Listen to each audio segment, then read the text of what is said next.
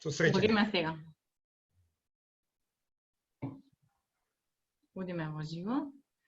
Добар ден на сите и добре дојдовте денес на првиот вебинар од програмата за развој на социјални вештини и позитивно родителство на Македонското научно здружение за аутизам. Денеска зборуваме на тема сензорни пречувствителности кај децата со аутистичен спектар на нарушување. Јас сум Ивана Василевска-Петровска, подпредседател на Здруженијето и денес во улога на модератор. Овде сме заедно со ценитиот професор доктор Владимир Трајковски, кој што ќе ни зборува денес повеќе на оваа многу важна тема за децата со аутизам.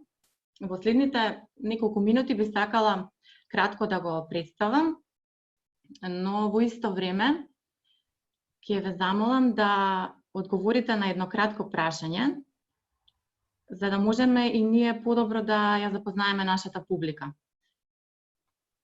Би требало веќе да го видите прашањето, ве молам да одговорите во какво својство сте, во каква релација со децата со аутизам и би почнала сега со биографијата на професорот, кој што верувам повеќето од вас добро го познаваат, но добро е да ги спомнеме сите оние важни постигнувања и придонеси за развојот на науката во полето на социјалната едукација и секако аутизмот во нашата земја. Доктор Владимир Трајковски е редовен професор на Институтот за специјална едукација и рехабилитација на Филозофскиот факултет при Универзитетот Свети Кирил и Методи во Скопје. Тој е претседател и еден од основачите на Македонското научно здружение за аутизам. Веќе 21 година негова преокупација е аутистичниот спектар на нарушувања. Од 2008 до 2017 бил главен и одговорен уредник на списанието Journal of Special Education and Rehabilitation, а во моментот 2 години е главен и одговорен уредник на интернационалното списание Journal for Reattached Therapy and Developmental Diversities. Во 2004 година го воведува предметот аутизам на постдипломските студии на Филозофскиот факултет. Во својата кариера до сега учествува на 90 на семинари, конгреси, симпозиуми и конференции во земјата и во странство. Активно партиципира во приготвување и реализирање на 15 стручно-научни национални и интернационални проекти. Има остварено студиски посети во 9 европски држави. Автор е на околу 100 трудови во домашна и странска периодика, од кои 11 се во списанија со фактор на влијание.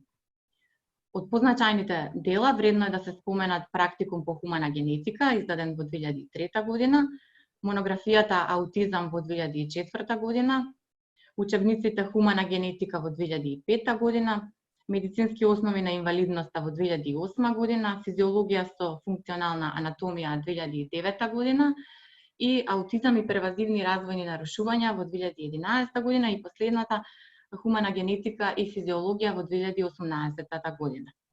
Во моментот е визитинг професор на Универзитетот Алма Матер Европеја во Словенија, член на Македонското здружение за хумана генетика и член на уредувачки одбори во 5 меѓународни списанија, а исто така дава свој придонес во работата на разни тела на меѓународни асоциации и здруженија, меѓу кои Аутизам Европа, EASPD, EASID, МАКС и други здруженија кои го третираат аутизмот, интелектуалната попреченост и инвалидноста.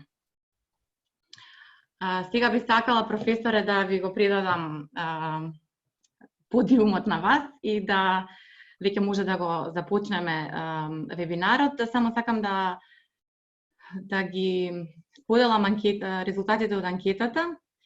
Да, и за проектот може да кажете нешто, да ги воведете гостите. Многу ми е драго што во моментот со нас имаме доста голем број на студенти и колеги и професионалци, како и членови на семејството и родители на деца со аутизам. И се надевам дека ова што ќе го слушнат денес ќе им биде од огромно значење и корисно за нивната секојдневна практична работа, но и за нивните секојдневни проблеми со децата со аутизам, затоа што ова подрачје на сензорните пречувствителности е и такако первазивно и ги зафаќа сите области на функционирање кај децата. Инаку за проектот, односно програмата за социјален развој, развој на социјалните вештини и позитивното родителство кај децата и семејствата со состојби од аутистичен спектар, би кажала само дека е нешто комплетно ново и до сега многу малку се зборувало за важноста на социјалните вештини, што е на некој начин и некоја иронија, затоа што во суштината на состојбите од аутистичен спектар е таа социјална попреченост, односно проблеми во социјалните вештини и социјалната интеракција и комуникација. Секако тие вештини се учат и без оглед на тоа што децата не ги следат оние типични развојни патеки и им е потребна систематска инструкција во областа на социјалните вештини, сепак тоа е возможно и тоа се практики веќе воспоставени и базирани на докази кои што имаат успех во подобар исход за децата со аутизам. И исто така за тоа мора да се свесни професионалците и да се вметнат социјалните вештини како област во сите интервенции и програми за децата со аутизам, но истовремено многу се важни и родителите, односно нивните компетенции во овој дел, затоа што од суштинско значење е тие вештини што ќе се научат, да речеме, во третманите и во терапијата, да можат да се генерализираат во домашни, во природни услови, а секако за тоа се најмногу заслужни и најмокни во тој дел се токму родителите. Така што многу ми е драго што имавме прилика да го осмислиме проектот, да го реализираме, веќе финализираме со активностите и огромна благодарност до УНИЦЕФ во Македонија и британската амбасада за нивната финансиска поддршка и тоа што го препознаа ова како многу важен придонес во областа на аутизмот кај нас. Професоре, мислам дека толку би можела јас да кажам, ако може да додадете слободно и да започнете со вашиот дел. Ви благодарам, подпредседателке и координатор на овој значаен проект како за Македонското научно здружение за аутизам, така и за семејствата и децата и лицата кои што имаат аутистичен спектар на нарушување. Претпоставувам, прво би сакал да ги поздравам сите родители, сите студенти, колешки, колеги, млади, па и повозрастни. Ете, мене ми припадна честа да денеска на 7 мај, пролетно пладне, да ги отпочнам оваа серија на 9 вебинари, за кои што веќе пишувавме на нашите социјални медиуми. Имаше огромен интерес со тоа што веќе се исполни за неполни 48 часа лимитот кој што го имавме платено преку ова Zoom платформа, но јас се надевам дека барем на Facebook, на нашата официјална страница, оди овој лайв стриминг, така што ќе можете да не следите и таму. За денеска, како што најави и подпредседателката на Сдружението, веќе ќе зборуваме за сите оние значајни работи кои што водат до една пречувствителност кај лицата со аутизам, иако до 2013 година тоа воопшто не било, сензорните проблеми кај децата со аутизам воопшто не биле ни третирани и разгледувани. Од 2013 покрај оние јадрови симптоми кај аутистичниот спектар ставени се и сензорните пречувствителности. Сигурно ќе ве интересираат кои се причините или која е етиологијата за оваа работа, односно за ваквата сензори процесинг дизордер или фактички децата и лицата со аутизам имаат процесирање во сите 7 сфери на сензорното обстојување на едно дете или на едно лице. Причините се во нарушената миграција на невроните уште во ембрионалниот развој, која што е докажана со неуроимиџинг студиите, и нарушените структури во мозочното стебло, абнормален мозок и неправилна контрола на волуменот, кај 20% наоѓаме мутации на ПТН генот и наоѓаме еден макроцефалус, една зголемена глава, така што сето тоа доведува до одредени подоцна, дали во најраниот развој или подоцна одредени сензорни хипо или хиперсензитивности. Потоа, значени се и проблемите во хипоталамусот кои што се среќаваат кај оваа популација.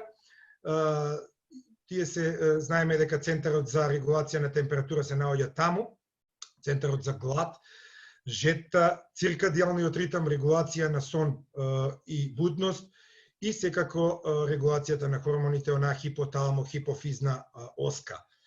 Невротрансмитерите исто така играат улога во сензорните системи, односно во сензорните проблеми и секако најспоменуваните се допаминот, норепинефринот, серотонинот, кои што влијаат врз функционирањето на централниот нервен систем и доведуваат до зголемена возбудливост, анксиозност, нарушување на сонот, потоа намалено внимание, намалена мотивација и така натаму. Сето ова се симптоми кај аутистичниот спектар на нарушување. Неодамнешните студии покажале дека децата со проблеми со сензорната обработка имаат нарушување на сензорниот систем. Кои се други придонесувачки фактори? Секако генетската предиспозиција има значаен удел во тоа.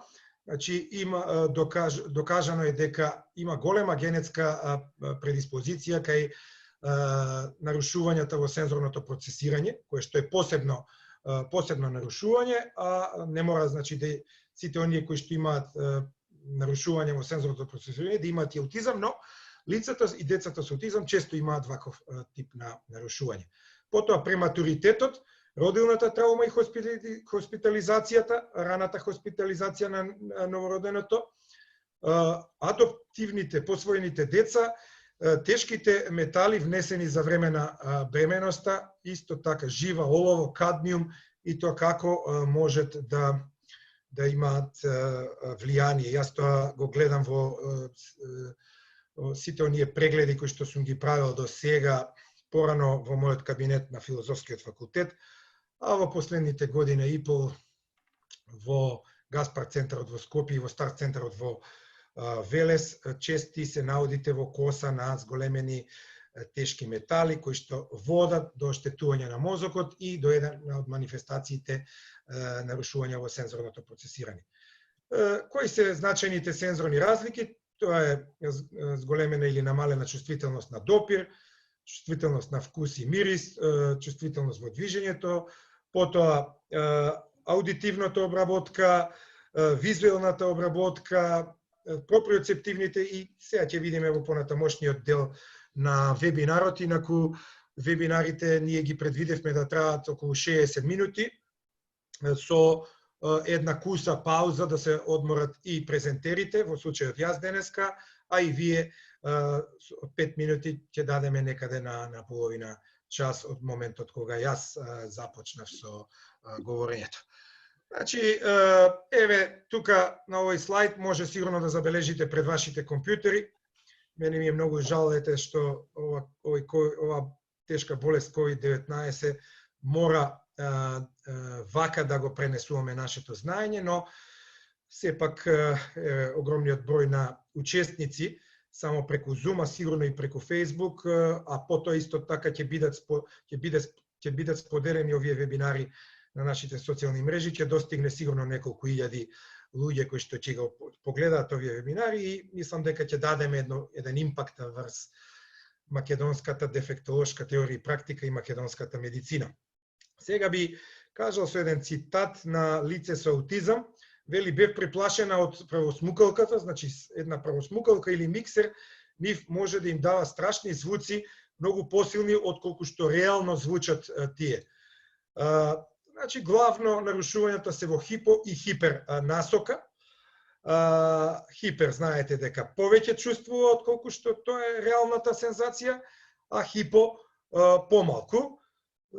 На овие состојби може да помислиме кога едно дете со аутизам, например, ќе скрши рака или нога и кога не чувствува толкова болка, а некои други невротипични деца, например, викаат, се дерат нормално дека ги боли. Покачен кај децата со аутизам има други објаснувања со таа опиоидна теорија дека е покачен прагот на болка и заради тоа тие помалку ја чувствуваат болка отколку невротипичната популација. Исто така одредена субпопулација не признаваат студ и топлина, например може да носат еднолетно фустанче на -10 кога е во Скопје или во Македонија, така што воопшто, а сите други се во капути, во бунди, јакни и така натаму. Сега да видиме значи кои се проблемите со визуелната перцепција. Значи ќе одам сега да ги опфатам сите 7 сетила и да дадам препораки. Ние кога договаравме, значи, овој проект со УНИЦЕФ, морам да одадам огромно признание тука на колешката Ивана Василевска Петровска, која што за кратко време успеа тој предлог проект кој што ние веќе од август 2019 го тераме и треба веќе во јули оваа година да го завршиме, а финализација ќе биде прирачник од овој проект кој што ќе биде достапен и во хард копи верзија и на најверојатно во PDF на македонски, англиски и албански јазик. До сите вас кои што нема да стигнете до хард копи верзијата, ќе видите се она што сме го правеле за време на тие обуки, но да не должам многу, бидејќи тоа се технички прашања, ќе се навратам на визуелните проблеми. Зборот ми беше дека најмногу се наменети овие вебинари за родителите на децата со аутизам и мене би ми било драго кога барем од сите овие 101 учесник што се моментално само на платформата Zoom, верувам дека ги има и повеќе, кога барем 10-20% би биле родители. Значи, вака, прво, визуелниот систем, децата имаат проблеми со светлечки објекти, што флуоресцентни светла, што реклами светлечки, и на тој начин исто така имаат и проблеми со периферното гледање, односно, се извинувам, имаат проблеми со централното гледање, а имаат подобро периферно гледање, така што често пати знаат да ја веднат главата, да ја вртат на страна, за да може да опфатат поголем дел од визуелното поле. Некои лица со аутизам имаат тешкоти да се соочуваат со разни бои, со светла облека, со светли бои, со дречливи бои, така што тие тоа ќе го манифестираат најчесто како предизвикувачко однесување или некојаш дури како агресивно однесување и често пати младите родители кои што се соочуваат, а не се доктори или не се специјални едукатори, рехабилитатори или психолози или лица кои што имаат обуки за аутизам, тие не можат да препознаат зошто детето има такво предизвикувачко однесување и се надевам дека моите драги колешки и колегата на следните вебинари, следните 8, ќе завлезат подлабоко во овие предизвикувачки однесувања, во психосоцијалната поддршка, во социјалните вештини и така натаму. Еве едно од најпознатите лица со аутизам, возрастно лице, Дона Вилијамс, вели перцепцијски салата не постои, видоформи и бои кои се прелеваат. Значи, како они чувствуваат како да им играат зборовите во книгата, како буквите да се движат, како да танцуваат на страницата од книгата, иако сите знаеме дека тие се фиксирани, дека имаат најчесто црна боја, на бела основа и така натаму, но лицата со аутизам тоа го доживуваат на многу поинаков начин. Што треба родителите да бараат или еве младите колешки и колеги? Дека децата не можат да се справат со промените во светлината и, например, кога е сончево, тие ги затвараат очите, исто така други пак кои што се хипосензитивни, може да им се допаѓаат светли бои. Исто така треба да ги забележите дали децата ја наведнат главата кога читаат книга или кога пишуваат, ако ја ветнат, тоа е тој периферен вид, тоа кривогледство. Или пак оние што се пречувствителни обично ја вртат главата подалеку од светлина или ги затвараат очите. Ќе видиме подоцна што треба кај нив да се прави. Значи, не можат добро децата да се фокусираат на читањето, оние кои што имаат хиперсензитивност и, како што кажав, од чудни агли ги гледаат работите. Повторно Дона Вилијамс би ја цитирал, гледав подобро од страна, значи, ако го гледа директно во лицето или во очите на другите особи околу нив, не можат да погледнат директно, туку подобро имаат многу подобар периферен вид. И сега тука има една теорија на Мери Мексон, но ја нема да должам многу, околу витаминот А и така натаму, и околу затварањето на фоторецепторите и тие погрешни сензации, но тоа е веќе голема наука, а ние сме тука повеќе за практика. Кои се стратегиите кај визуелната перцепција?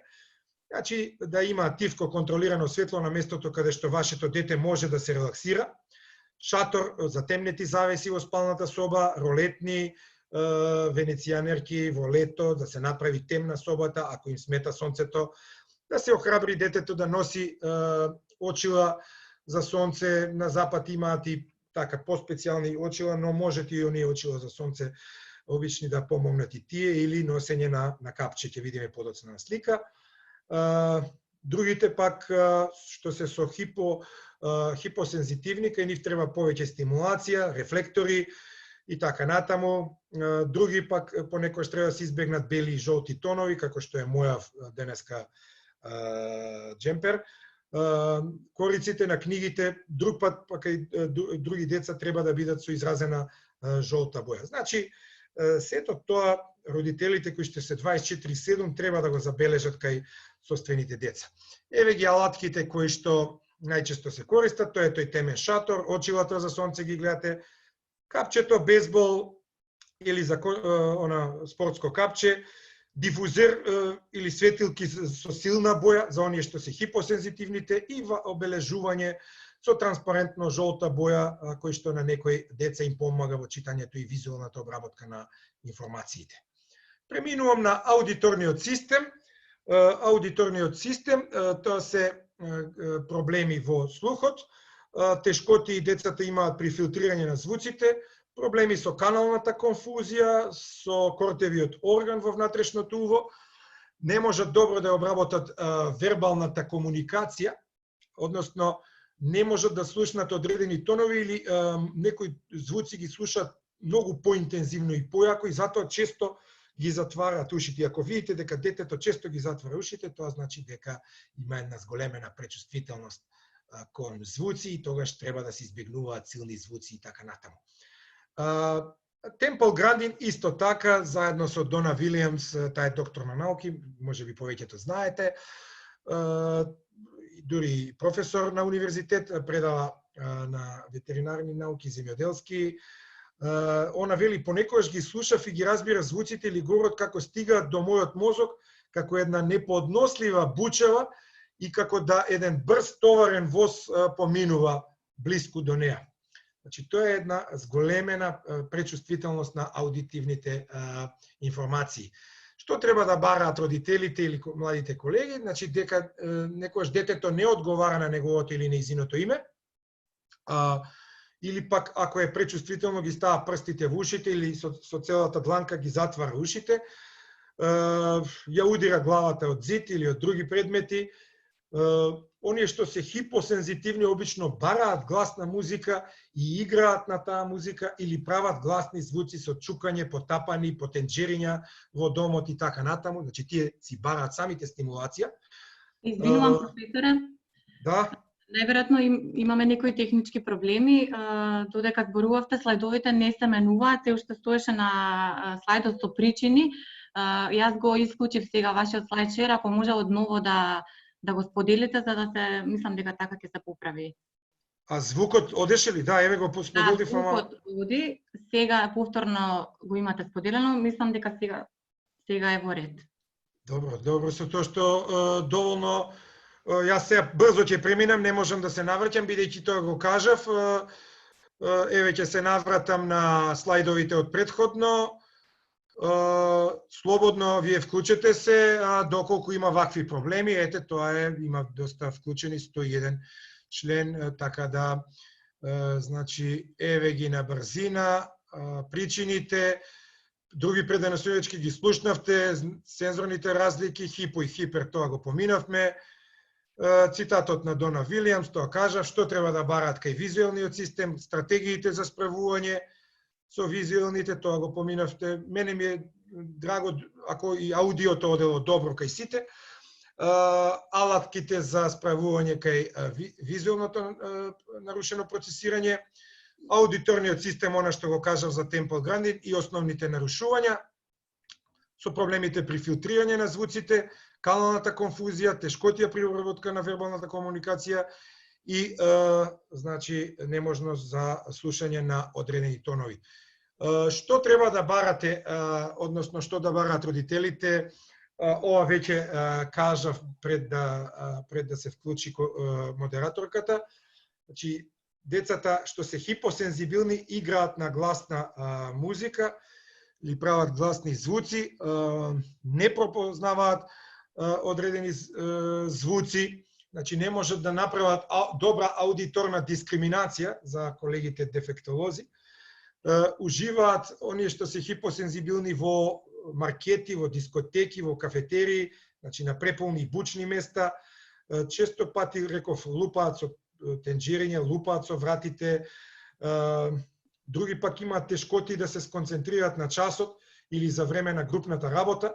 Еве овде гледате во десниот агол со курсорот покажувам дете кој што ги затвара ушите, затоа што е пречувствително на звуци и обично на тие хиперсензибилни обично секогаш им сметаат другите деца или другите лица кои што се околу нив. Се надевам дека сега ги следите слайдовите. Можно е вакви да се случуваат работи и на другата платформа со која што работам со студентите, Microsoft Teams, студентите така на 15 минути ќе ми кажат дека слайдовите не се споделуваат кај нив, така што значи ова ништо невообичаено. Кога има многу посетители и овие не се идеални овие платформи, Microsoft Teams, Zoom, иако уште еднаш ќе повторам, не е оваа она обична, туку оваа е верзија професионална која што МНЗ ја плати, но ете можни се такви мали отстапки и се извинувам поради тоа, не е до мене. Но слободно еве модераторот нека ми укажува ако пак повторно дојде до прекин на споделување на слайдовите, за да можат сите да имаат увид. Стратегии кај аудитивното, да се осигурат родителите дека детето е фокусирано на вас пред да зборувате, значи да го убедите да биде фокусирано на вас, да ја намалите вербалната комуникација и да овозможите вашето дете да има доволно време да ги обработува податоците и во наредните вебинари се обработени тие значи сите оние методи, визуелни методи. Најдобро децата со аутизам учат визуелно, а не толку аудитивно. Често пати може да се користат обични слушалки од мобилен или слушалки оние за диск џокеј, за да се намали влијанието на звук или со тампони, ставање на тампони во ушите. Преглед на животната средина, тоа во рамките на хигиена, со нивото на бучава, треба да се избегнува на тие што се пречувствителни бучна телевизија, бучна музика, кафетерии, дискотеки и така натаму. Или пак, често пати дури може да им сметат и оние апарати за сушење на рацете во јавните тоалети, лајањето на кучиња може да им смета на пречувствителните и така натаму. Воведување на детето на нови места во тивка околина постепено се зголемува, значи време траењето што тој таа го поминува таму во текот на следните посети, значи треба да се прави една десензибилизација постепено, детето да се зголемува времето од како тоа ќе ги значи ќе биде присутно во одредена околина за да може постепено да се навикнува на тие звуци. Сега сум на 15-тиот слайд, алатките кај аудитивното процесирање. Еве гледате разни таблети, еве ги тие слушалки кои што се користи за да ги блокираат звуците или да обезбедат музика, една пригодна, пријатна музика која што спаѓа во доменот на музикотерапија. Знаеме дека музикотерапијата дава одредени конкретни ефекти, значи кај одредена субпопулација на деца и е докажано дека има благопријатен ефект. Таблетот може да биде корисен одвлекувач на вниманието, но детето може да има тешкоти во фокусирање на само една активност, затоа би рекле дека таблетот понекогаш знае да биде и меч со две острици. Ова се символите кои што се користат во кај PEX методата и кај сите оние алтернативни. Тоа ќе колешките ќе споменат повеќе во нивните презентации околу визуелното како треба тие символи да се користат. И ова се блокатори на звук, кои што исто така нешто налик на оние вокмени, што се користеа пред 30 и повеќе години. Значи, понатаму, значи, една од методите е аудитивниот интеграцијски тренинг или auditory integration тренинг, која што се користи кај овие лица кои што имаат проблеми со аудитивното процесирање. Преминувам на сетилото за допир. Децата и лицата возрастни со аутизам се соочуваат со доста тешкоти при нежен или при цврст допир, еден груб допир, проблеми со справување со различни контакти преку кожата, тешкоти за препознавање на болката, лошо препознавање на температурата, проблеми со текстурата на храната и еве уште еден цитат: допирот со светлината го прави мојот нервен систем чувствителен. Значи тука имаме исто така заедничко дејство на светлината и на сетилото за допир, кое што прави една пренадразнетост, пречувствителност на нервниот систем. Што да бараат родителите? Значи, еве овде е интересна слика во горниот десен аго од вашите компјутери, таблети или мобилни. Гледате се чувствува, значи како да алигатор им ја прегризал ногата. Значи, децата може да одбиваат да носат одредена облека или да одбиваат да ја сменат облеката, секогаш инсистират на една иста облека. Потресени од физичкиот контакт, оние што се хипосензибилни обично тим треба да вртат предмети, го вртат количката на тркалото на количката или разни вртимушки бараат да се стимулираат, вртелешки, често пати исто така. Тука е поврзано и со другото сетило, ќе видиме подоцна ова за допир, за проприоцепција. Не сакаат да бидат сушени по бањање, затоа што тој силно дување од фенот им прави една голема пречувствителност. Одбиваат да јадат одредена храна, ова е поврзано со чувството за вкус, ќе зборувам подоцна.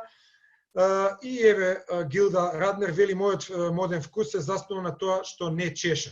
Значи тоа носи таква облека која што не и предизвикува чешање на кожата и затоа обично се препорачува 100% памук да носат. Синтетиката ги дразни, ги нервира, ги прави анксиозни и така натаму.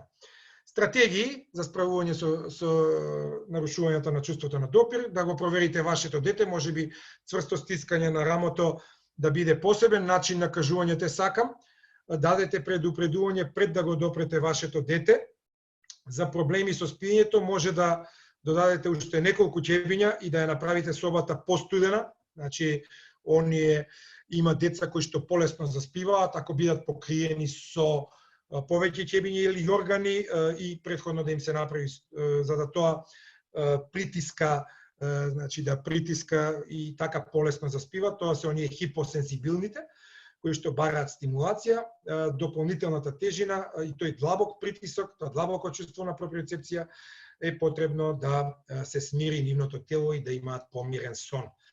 Други стратегии: тешка работа, како што се чистење со просмукалка, возење велосипед, значи нон-стоп да бидат поврзани со физичко воспитување, да трукаат физички активности, трукање количка, носење одредени намирници, качување по скали, играње на игралишта, спортови, индивидуални, колективни, ако можат да се вклучат.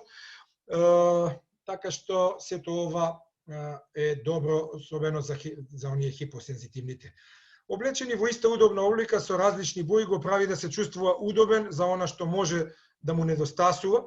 Размислете за купување на една следната поголем број.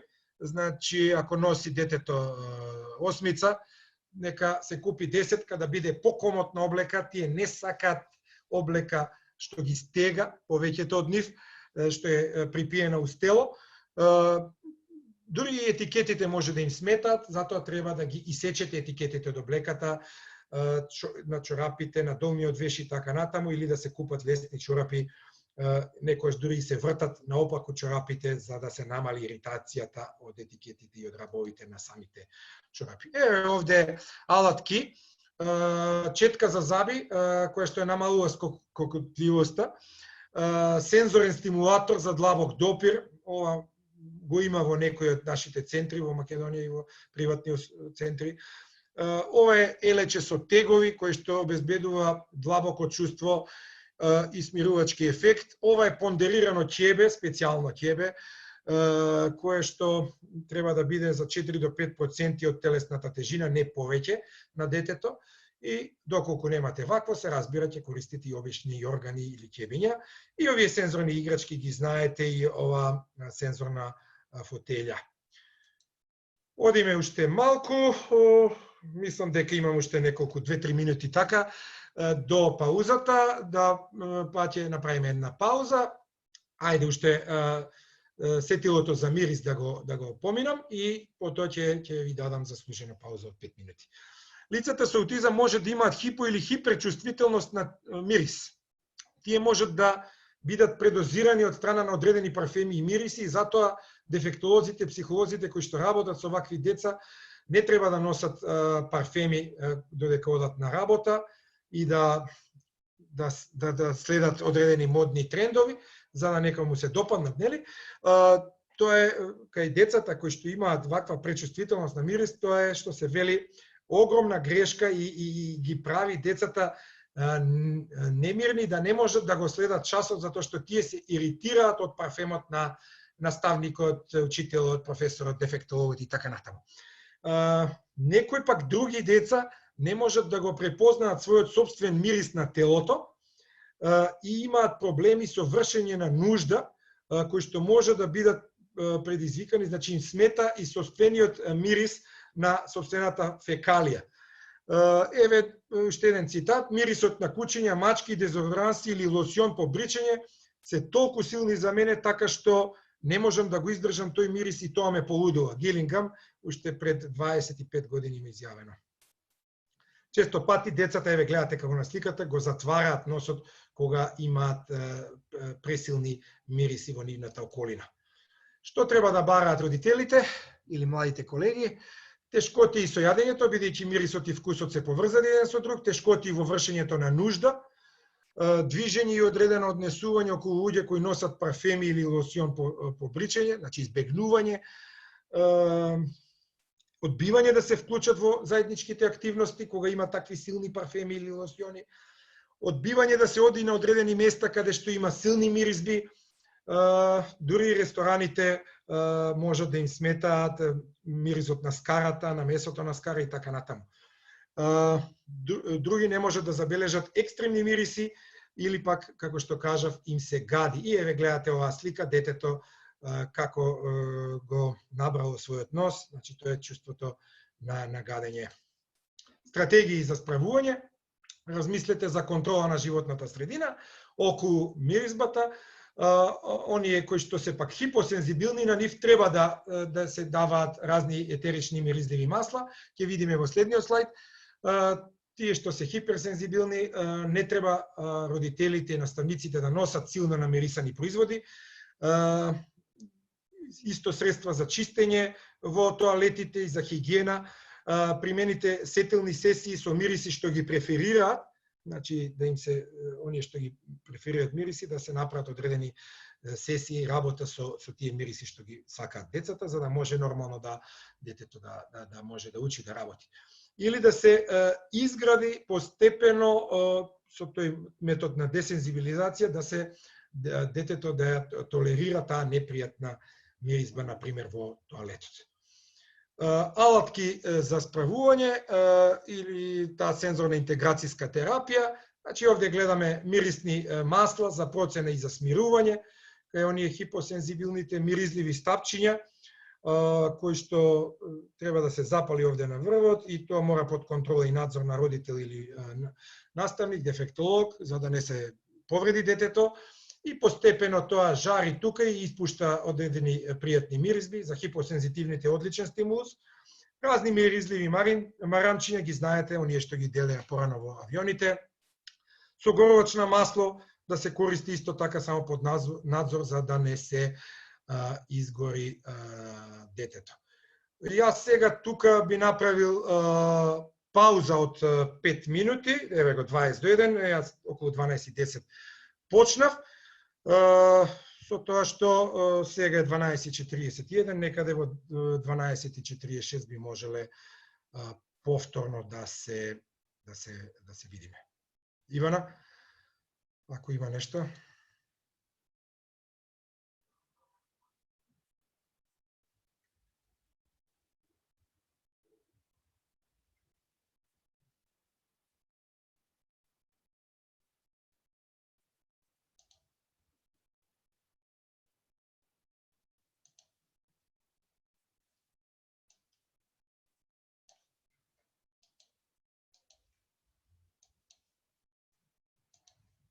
Не се слушаш.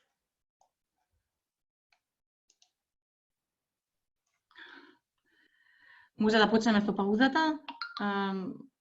Техничките проблеми се надевам дека ќе нема да се повторуваат во следниот дел од вебинарот. Тоа е тоа, за 5 минути би се вратиле назад. Професорот ќе сподели со вас еден пригод панел.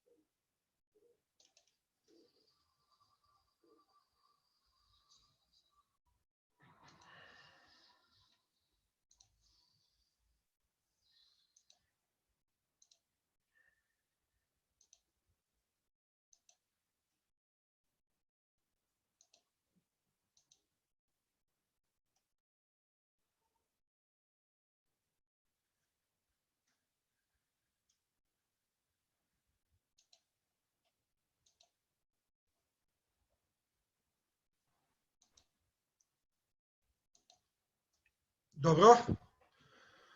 Продолжуваме натаму.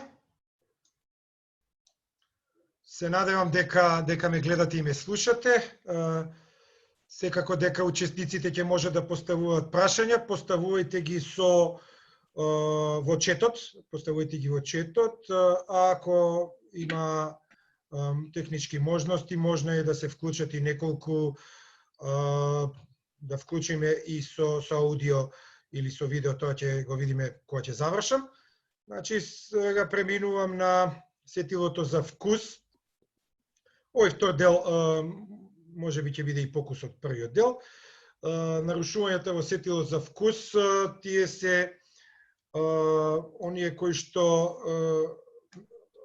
значи поврзано е сетилото за вкус со мирус. Некои деца повеќе сакаат сладки, некои сакаат повеќе вкусови, горчливи вкусови како тоник, битер лемон и така натаму. Понекогаш тие реагираат на текстурата на храната, значи инсистираат на одредени видови на храна, па така еве да го најавам и нели мојот втор вебинар, иако јас ќе имам два вкупно во оваа серија од 9, тоа е на 28 мај за нарушување на исхраната и тогаш подетално ќе се осврнам на овие нарушувања.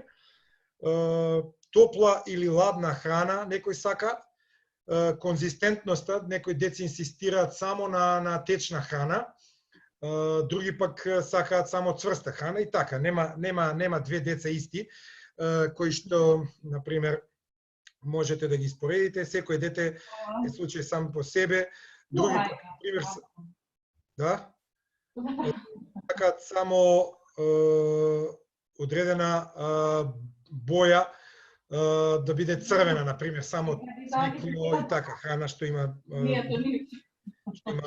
црвена боја. Еве еден, би замолил само да се исклучат микрофоните, се слуша од кај некој. Тој секогаш, значи јаде храна, што има црвена боја, ние го направивме она што можевме, но тој детето, се мисли на детето, е строго ограничено на храната со црвена боја. Тоа го кажува еден родител. Дете со аутизам. Што треба да бараат родителите? Одбиваат децата да јадат одредени видови храна, инсистираат само на еднообразна храна, што не е добро од медицински аспект, затоа што еднообразната храна нели води до хиповитаминози. Други пак деца имаат пика, може би сте чуле за колешките и колегите што веќе завршиле, сигурно знаат што е ова. Дефектологија, голтање на непрехранбени материи, значи земја, лисја, трева може да јадат, камења, песок и така натаму. Лиже или се, значи, разни метали може да стават и тоа е опасно, може да се задават и така натаму, или да се интоксицираат тешко овие деца, затоа треба родителите да бидат многу внимателни. Нарушување на однесувањето пред да дојде време за јадење, така што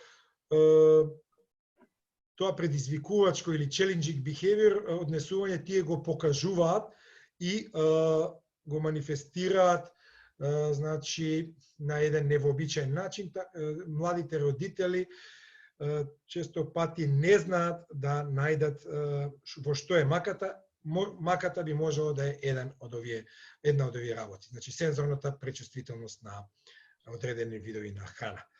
Други пак ја држат устата во храна и како што велиме ја преживаат, не ја голтаат, може и по час-два да ја вртат во устната празнина, а да не ја голтаат, што исто така представува еден голем проблем кај овие семејства. Стратегии за справување со нарушувањето на чувството на вкус, да се воспоставуваат редовни оброци во точно одредено време. Значи, доручекот ако е во 8 часот, секогаш да биде во 8. Потоа ручекот ако е во 2 часот, секогаш да биде во 2 часот, па повремено да се даваат одредени ужинки или пак да се намалат грицките кај некој, за да не се дебелеат децата, бидејќи адипозноста знае да биде голем здравствен проблем, да води кон шеќерна болест, кон диабетес мелитус и така натаму. да се користи чинија со делови за различни конзистенции на храна, значи со прегради, ќе го видиме тоа, а понатаму исто така и колешките во следните вебинари ќе ви го презентираат тоа. Да се спроведе она сетилна диета, дневна рутина на сетилни искуства, вклучувајќи секојдневно можности да се играат со одредени видови на храна, да се пробува во мали количества. Десензибилизацијата и тука може да биде ефикасен начин, значи со внесување на врвот на лажичката, на една мала кафена лажичка, 1/16 буквално, да неколку пати се внесе тој одреден вид на храна што сакате да го воведете во секојдневната исхрана. И така постепено да се навикнува детето на тој одреден вкус на храна. Еве ги тие алатки. Овде горе лево е прикажана чинијата со прегради, каде што овде има, например, пченка, овде е зелена боранија, овде е месото и така натаму, па е друга уште поинтересна чинија како мече, со разни прегради, една главна и две помошни. Еве таа мала лажличка, најобична, може да биде пластична, метална и така натаму, за да се проба вкусот. Или пак вакви поделени чинии, како пруга, извиугана, значи каде што има различни, еве, сосови, кетчап, салати, печурки, разни видови на храна и на крајот, значи, ако детето го изеде се ова, овој воз, например, од храна, како награда, детето ќе добие неговото омилено јадење, например, Марс, чоколадце Марс. Така што секогаш, тоа е колешките мои дефектолози, многу убаво ќе го презентираат во следните вебинари, дека детето мора на крај да добие одредена награда за да биде стимулирано и следниот пат да ги изеде сите овие видови на храна. Стигнав до вестибуларниот систем и системот за рамнотежа, кој што и тоа како може да биде намалена, тоа доаѓа од одредените нарушувања позади во малиот мозок, во церебелумот, обезбедува сетилото за рамнотежа, информации за тоа каде е поставено нашето тело. Ја, например, сега седам, некој можеби од вас удобно си лежи во вашиот кревет, бидејќи претпоставам дека сите сте во вашите домови. Значи, некои стојат, можеби. Така да, тој наш систем, тоа сетило за рамнотежа, што се рецепторите се наоѓаат во внатрешното уво, тој систем на полукружни каналчиња, систем на ендолимфа, на утрикулус и сакулус, ни обезбедуваат да ни кажуваат во каква позиција се наоѓа нашето тело и во каква брзина и насока се движиме, дали има забрзување, акцелерација, децелерација, забавување и така натаму. Со комбинирање на фактори на гравитација и рамнотежа, движењето и просторната свесност, вестибуларниот систем ни овозможува да ги затвориме очите, да ја навалиме главата, а сепак да знаеме со што ние се соочуваме. Значи, и кога ги затвараме очите, ние знаеме, например, дека седиме. Јас сега и да ги затворам моите очи, знам дека сум позициониран на мојот стол и седам. Така што, или кога навалувате главата, сите лица кои што немаат нарушување во периферниото чувство за рамнотежа или во центарот, тие не паѓаат. За разлика од оние, например, кои што имаат оштетување во рецепторите за рамнотежа, со навалување на главата и со затворени очи, тие тонат на страната, паѓаат на страната каде што е оштетувањето. Значи, овој вестибуларен систем и рамнотежа, таа вестибуларна дисфункција се опишува како проблем на тој вестибуларен систем, кој што треба да ги координира сите наши движења. Некои од децата се доста вешти со аутизам, други пак се доста невешти, доста несмасни во своите движења, така што често пати се трапави, знаат да имаат проблеми со графомоториката и така натаму, со фината моторика. Може лицата кои што имаат нарушување да чувствуваат како да имаат вртоглавица, вертиго, или да се кај децата со аутизам да се создаде чувство дека се врти околу вас, и тоа е прикажано овде на оваа слика горе на слайдот, или пак да имаат чувство како да се во вода, како да пливаат, како да плутаат во водата и така натаму. Тоа се интересни сензации, кои што често пати децата со аутизам може да ги имаат. Што треба да бараат родителите и колегите и колешките? Повторувачки активности како благо, луање или нишање, значи во столот, вакво движење, одредени ритуални однесувања, спининг, движење во круг, значи во одреден круг во собата, тоа кај хипосензибилните, тоа ги стимулира, или луање на луашки, само повредувачко однесување, како што е удирање со глава, кај некој може да има, тешкоти во стоењето или брзо вртење наоколу во просторот, страф или избегнување на одредени активности, како нишање на луашки, спуштање по елеватори или одење на горнини, значи по едни стрмнини, видлив за време на активности кои вклучуваат нерамни површини или пак при одредени висински разлики, значи, например, на 20-30 спрат може да имаат одредени проблеми со кога ќе погледнат надолу. Постојано се вртат наоколу хипосензибилните, прават кругови или пак често пати трчаат по скалите горе-долу, горе-долу. Тоа се сите оние што се хипосензитивни за ова сетило. Стратегии за справување. Хиперсензитивните стратегии бараат предвидливи, бавни и ритмички движења.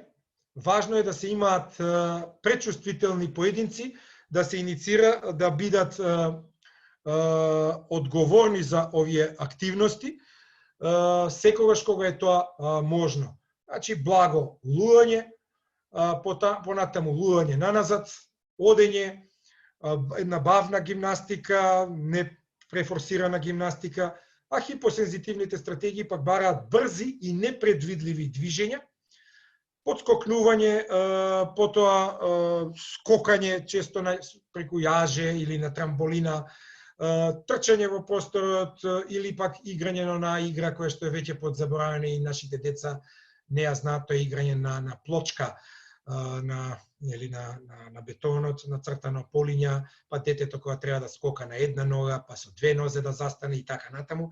Тоа се доста интересни вежби кои што во последните 20 на години, ако не и повеќе, мислам дека си подзаборавени во нашето општество, да не зборам во западните општества. Еве алатки за справување со чувството на равнотежа. Ова е една балансна плоча која што му служи на детето за кружни движења, може да се движи од едната кон другата страна и обратно. Ова пилатес топка сите сте ја виделе за вежбање, каде што децата преку неа можат да вршат кружни движења. Еве трамполината за контролирано скокање, контролирани скокања горе-долу.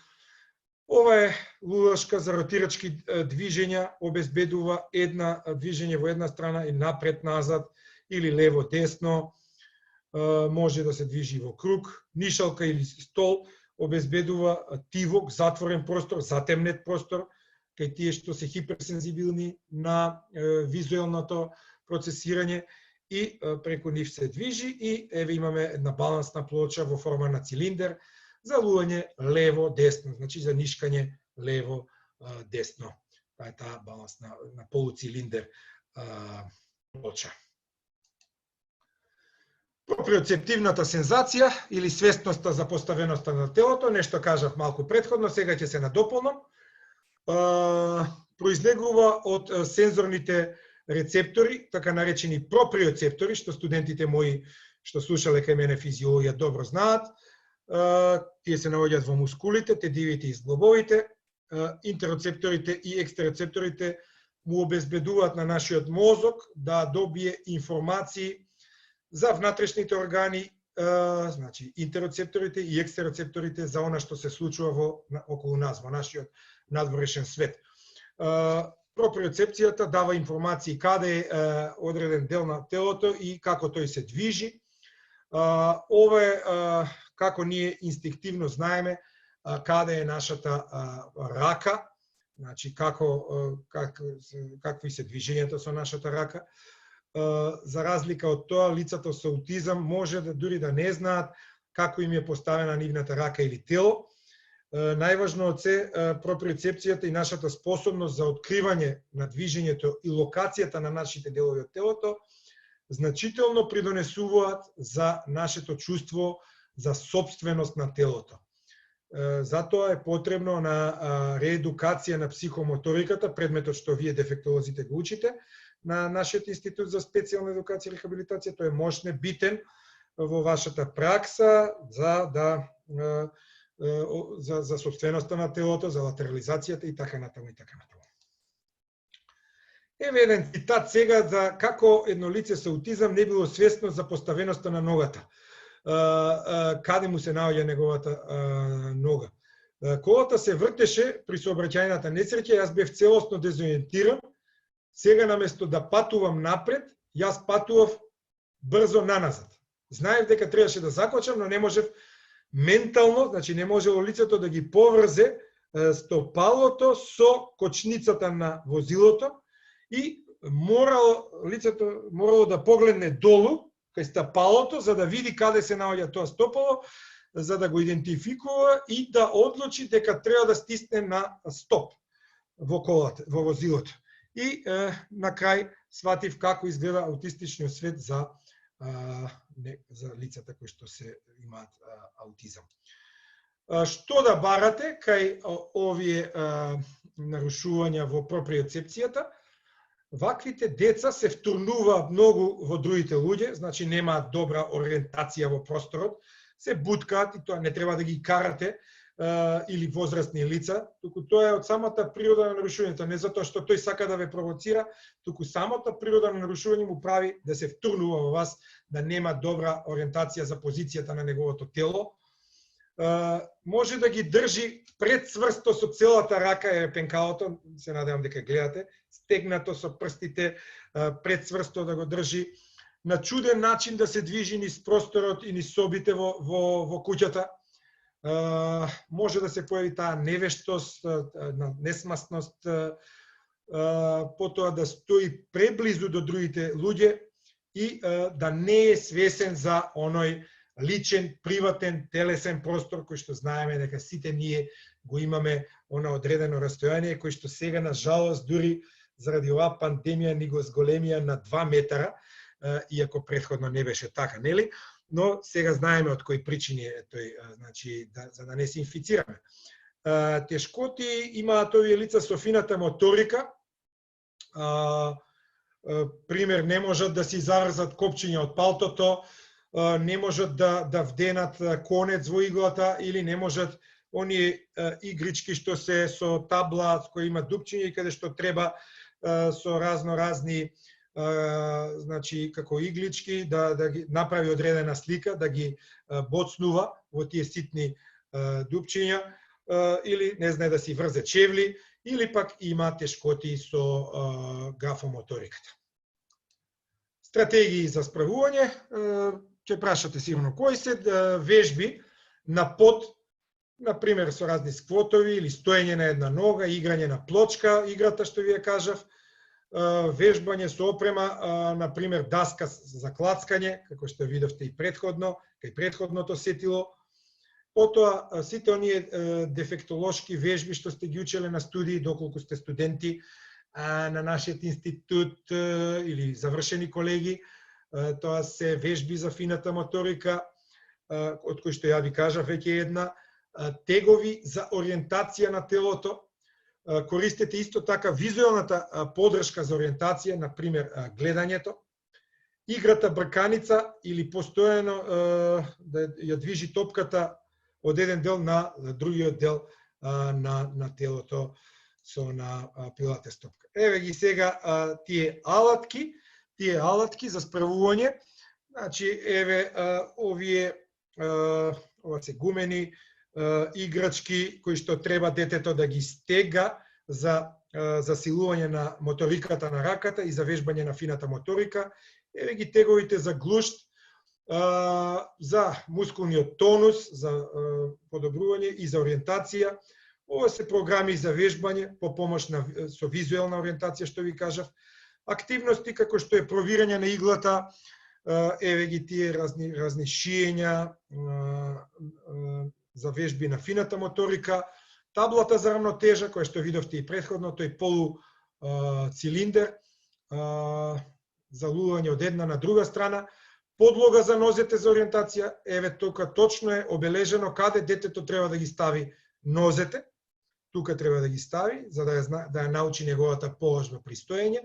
И исто така оваа пондерирана јакна ја видовте и кај претходното сетило, тоа е истата која што користи од прилика 4 до 5% од телесната тежина.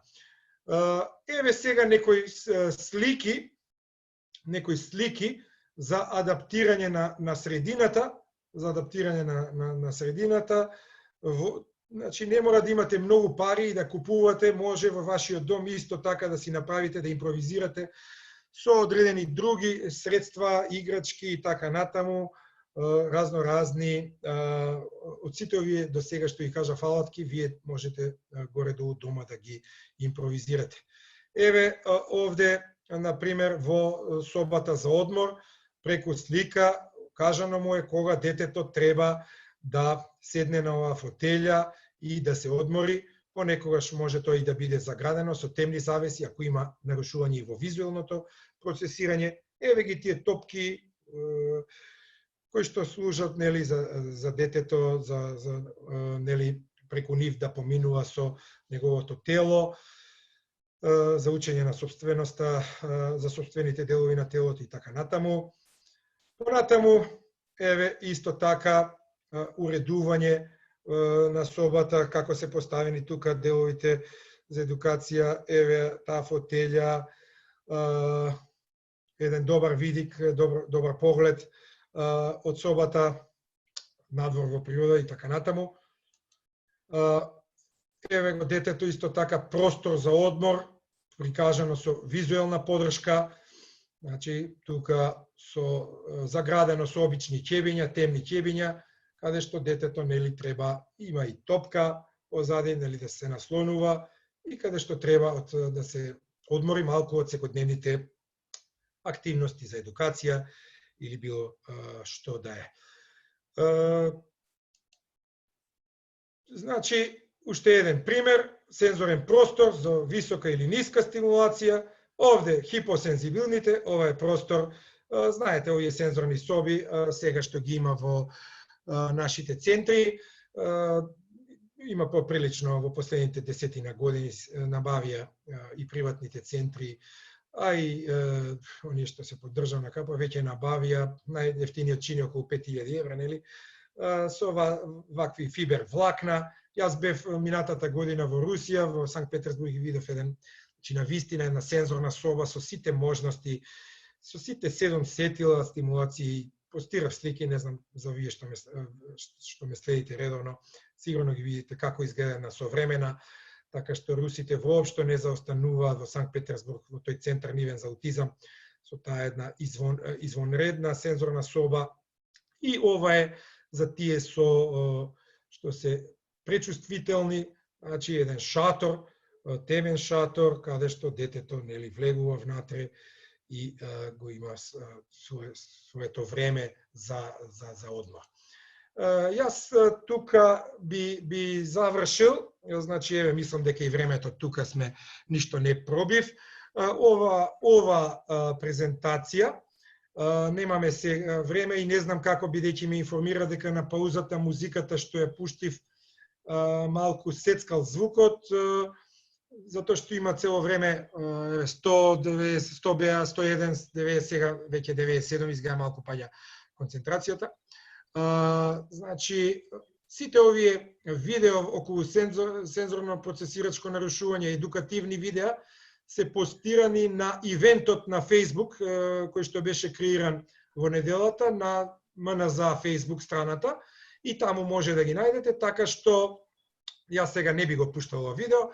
На едукациите за стручњаците што ги имавме во Скопје 2, во Кавадарци и во Куманово, јас ги прикажав овие видеа, но таму имавме и 90 минути, а денеска ни се на располагање 60 минути плюс нели паузата и плюс воведот што го даде модераторот, така што еве сега јас палката ја препуштам на неа да продолжи со модерирање. Вие можете да поставувате прашања во четот и мислам дека моите помлади колеги од МНЗ веќе ги регистрираат тие работи, така што еве јас тука би заокружил, потоа ќе нормално доколку има прашања ќе одговорам или ќе дадам завршен зброј на крајот од вебинарот, инаку предвидено е да трае најмалку до 13:30, ако има потреба и до 14 часа. Благодарам за вашето внимание за овој дел и модераторката може да ја преземе нејзината улога. Ви благодарам, професоре, за предавањето. Повторно сакам да нагласам дека оваа тема е од исклучително значење и е многу важна за семејствата и децата со аутизам и професионалците. Презентиравте одлична теоретска основа и исто така многу практични начини како може да се справиме со пречувствителностите и хипер и хипосензитивност, така и децата со аутизам. Нивните профили, морам да нагласам, во однос на сензорното функционирање може да бидат многу различни. Важно е да се направи една сеопфатна проценка, затоа што освен хипер и хипосензитивноста може да се појави и некој комбиниран профил, каде што истовремено децата може да бидат и хипер и хипосензитивни во однос на различен модалитет на стимули. Како што кажав на почетокот, оваа сензитивност атипична, да кажам, има влијание врз сите делови на функционирање на детето, односно сите развојни подрачја. Негативно се одразува на развојниот процес, затоа што за да бидат децата во состојба за учење, им е потребна една организирана и состојба на централниот нервен систем и една удобност, која што во вакви услови на хипер или хипосензитивност на одредени сензорни дразви, а околината околу нас е преполна со сензорни дразви кои што за децата со аутизам и како се хаотични, доведуваат до неудобност, неорганизација, и дефинитивно тоа не е состојба во која што тие се спремни за учење. Така што како основа за било каков пристап со децата со аутизам, би рекла дека е многу важно да се проценат евентуалните сензорни потешкоти или атипичното сензорно процесирање или сензорна модулација, за да може да се пристапи на соодветен начин. Уште еднаш ви благодарам, затоа што потребно е многу повеќе за ова да се зборува, да се поткрене свеста и кај родителите и професионалците, затоа што не дека е ова нов пристап, но добива се поголеми и научни докази и емпириски докази и веќе во последната едиција на диагностичките критериуми, веќе и сензитивностите се метнати во самите диагностички критериуми, така што веќе се повеќе се препознава нивната важност за функционирањето на децата со аутизам. Сега би ги поканила сите да постават прашање доколку имаат и се надевам дека ќе одговориме на сите заинтересирани. Еве имам прво прашање. Како да се обезбеди развој на социјални вештини кај децата со аутизам во рамки на детските градинки, ако се има во предвид сензорната пречувствителност независно од видот, но и мноштво на сензорни стимулации кои се производ на средината? Па овде јас дел веќе нешто спомнав, а другото ќе биде дел баш токму мислам и од вашите предавања, конкретно вашето и на Весна, така што јас сега не би ви ги земал вашите теми, мислам дека вие тоа многу добро го имате опфатено, нели? Во вашите предавања околу социјални вештини и тоа ќе биде тема во јуни месец и еве јас колешката која што и јас ги гледам исто прашањата, која што е на постдипломски студии на Институтот за специјална едукација и рехабилитација, ја охрабрувам да биде присутна и на тој вебинар и да чуе детали, бидејќи мојата тема денес не беше директно за тоа.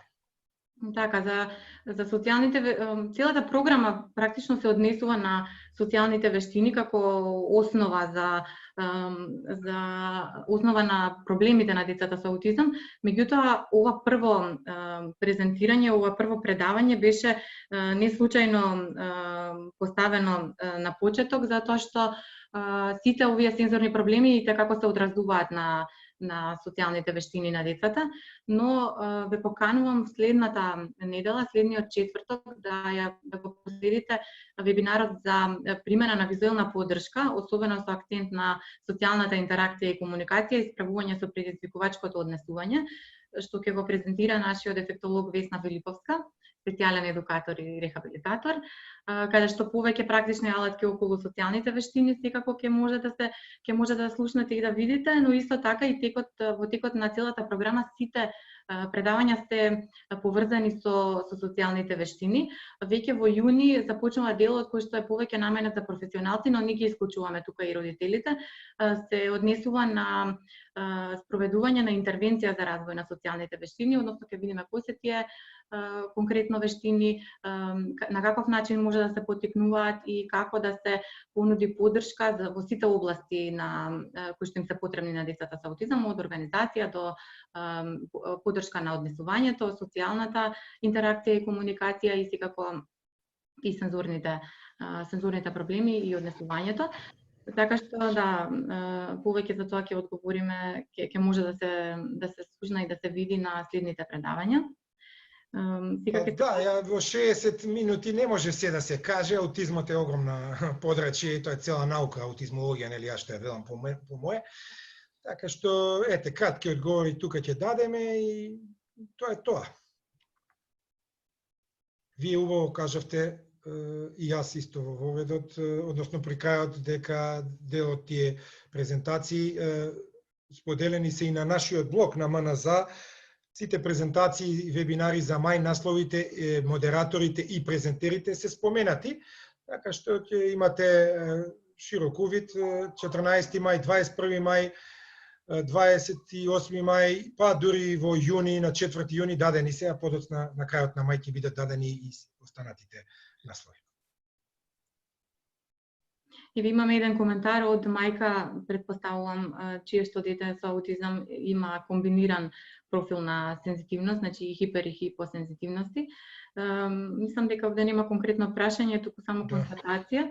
Така што јас би кажала дека важно е да се направи точен профил и да се види во кои ситуации каква е сензитивноста кај детето, за да може соодветно да се одговори. Јас би надополнил, бидејќи вие во ведот не го кажавте, но за тоа сме ние заедно тука, нели, соработуваме веќе последниве години. Би можеле, ако има простор, да ја вклучиме оваа мајка, ако сака да се јави на имејлот секретари со Y, maimунче.mss.org.mk, Македонското научно здружение за аутизам од понеделникот започна работа со 20 деца и 20 семејства на онлайн поддршка. Ние тоа го имавме споделено, но денеска не го кажавме, бидејќи денеска е тема вебинарот, но можеби оваа господја, да не спомнуваме еве имиња, која што го постави ова прашање, ако е заинтересирана, би можела конкретно да добие насоки од нашите дефектолози и логопеди. Имаме 4 вклучено, кои што веќе почнаа со работа и во текот на месец мај и во текот на месец јуни ќе работат директно со родителите, па и со децата преку Skype, Viber или други методи визуелни онлайн. Така што доколку сака, нека се обрати на тој имејл, тој е официјалниот секретарски имејл на здружението и ќе може да добие дополнителни насоки конкретно за нејзиното дете, да се направи прва проценка, а потоа и да се види што можеме онлайн да помогнеме. Така, имаме уште едно прашање во врска со споделувањето на некои документи од овој вебинар, кои што би биле од голема корист на наставниците. Дали, предпоставувам дека се мисли на презентацијата на вебинарот. Што за презентацијата?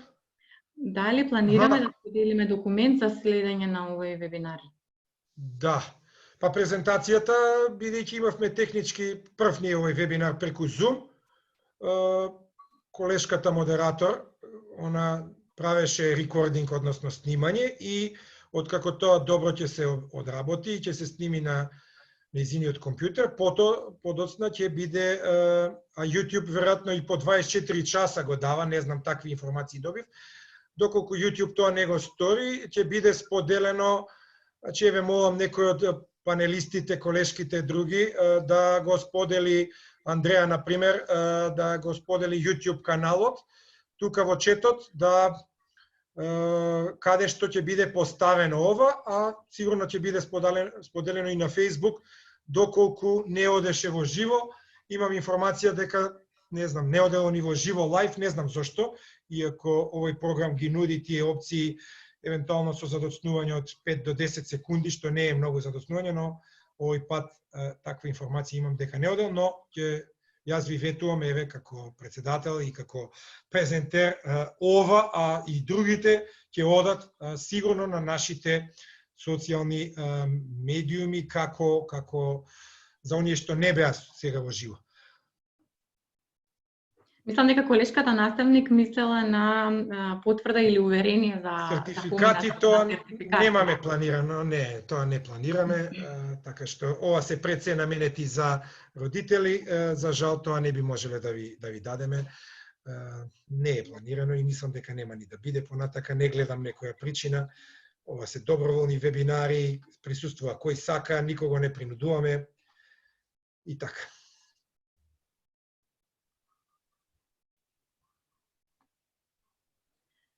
Добро, би сакала да ја кажам... Споделена е, еве погоре, идете погоре, споделена е адресата.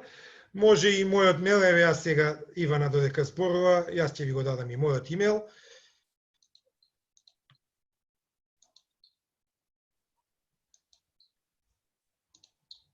Ивана, повели, ако имаш нешто друго, дали има прашања на Facebook? Не сум сигурна, сакам само да потврдам дали сите учесници ги гледаат нашите одговори во чатот, затоа што адресата која што ја бара господјата која што се вклучи како мајка на дете со аутизам, мислам дека не може да ја види, но како и да е, ние може да стапиме во контакт со вас по завршување на вебинарот и да ви испратиме. Да, не може да ги види. Не може да ги види одговорите на овие прашања, затоа што веројатно се наоѓаме во чет, а не во делот за прашања и одговори. Еве тука прашања и одговори, да.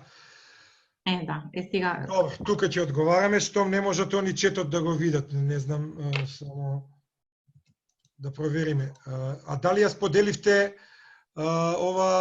дали ја споделивте анкетата за вебинарот?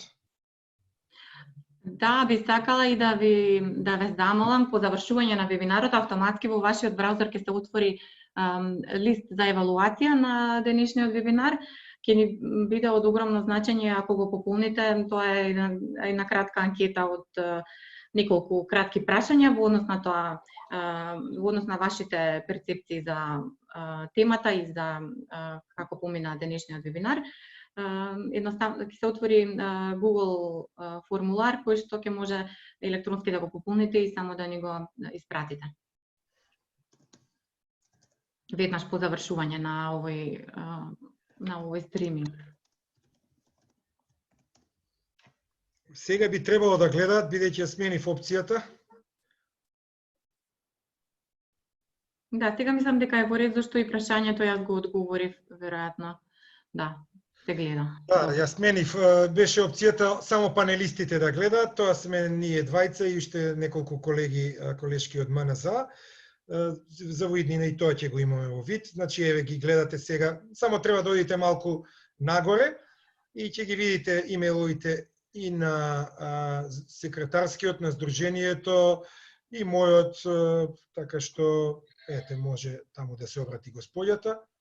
А исто така би замолил заради наша евалуација да пополните сите ова анкета. Јас дури не ни знам кои прашања се поставени таму, колешката ја подготвуваше. дури не ни гледам овде, мислам дека не се појави. Не се појавува, ќе се отвори кога ќе заврши вебинарот и тоа се прашања од типот кои колку сте задоволни, Тоа се отвора. падна. Тоа се отвора значи кога завршуваме. Да. Добро, јас други прашања овде не гледам, имаше некои пофалби, ама нема да се фалиме. И така. Други прашања доколку има, за колешката магистар Тања Станкова, исто така за стратегии за справување со самоповредување и за тоа имаме вебинар, колку што ја знам. Наследниот тоа веќе ќе може. Наследниот, да, тоа е, еве ќе најавиме Весна Филиповска, иако ќе биде и на нашите, на Facebook МНЗ, на аутизам и первазивни развојни нарушувања, Аутизам Македонија, значи следете на сите тие, еве тука би можела, значи Андреја дали не следи, да, или ако не Андреја, Александра, да ги сподели Facebook страниците, би ја замолил, бидејќи еве јас се концентрирам на разговорот и на прашањата, да ги сподели тука во четот Facebook, трите Facebook страници на МНЗ кои што ги користиме и YouTube каналот, бидејќи не видов дека е споделен. Значи YouTube каналот, еве, благодарам на Андреја. Тоа е YouTube каналот, можете сите да го видите, таму ќе биде целиот овој вебинар споделен.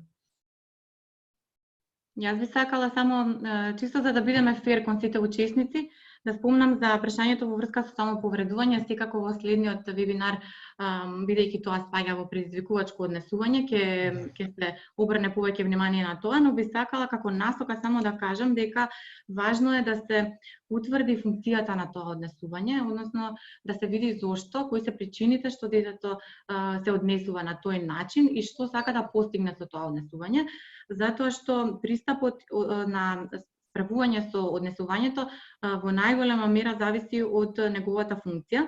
Значи, дали е тоа функција да се избегне од некаква задача или од некоја непријатна за детето непријатна ситуација, дали е барање на внимание или дали е некоја сензорна причина, исто така треба да се земат во предвид и медицински проблеми, односно медицински здравствени причини за тоа, за да може да се одреди најдобриот пристап како да се справиме со таквото однесување, затоа што на ние што го гледаме како однесување на детето е само еден мал дел од големиот проблем, односно оние причини за и поттикнувачи за такво однесување се најчесто невидливи и потребна една анализа на однесувањето за да се види што е во суштината на тој проблем.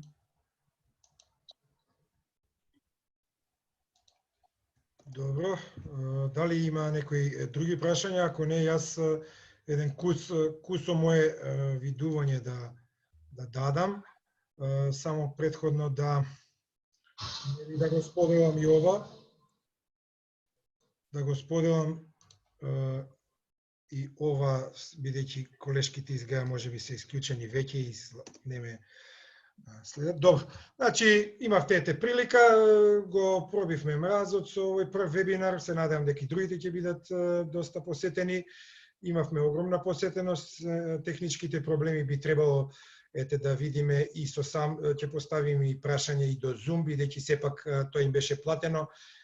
Зошто, например, не идеше на Facebook Live и на YouTube овој прв вебинар, да ги разрешиме и тие дилеми од следниот четврток. Запомнете си секој четврток на Пладне, само последниот вебинар на 30 јуни ќе биде во вторник и резервирајте си еден така 90 на минути до 120 за нас, за МНЗ. Мислам дека нема да се жалите.